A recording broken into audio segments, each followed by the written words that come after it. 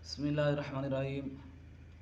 एक सवाल आया है कि आया ख़ुदकुशी करने वाले की नमाज जनाजा पढ़ी जाए या ना। तो उसका जवाब ये है कि ख़ुदकुशी करना बहुत बुरा फ़ेल है, हराम है। ला तुल्क़ू बिअयदीकुम इला तहलुका के बाद मुफस्सिरीन कराम लिखते हैं कि ख़ुदकुशी हराम है। लेकिन फिर भी अगर कोई अपनी जान आप लेता है तो उसकी नमाज जनाजा पढ़ी जाएगी।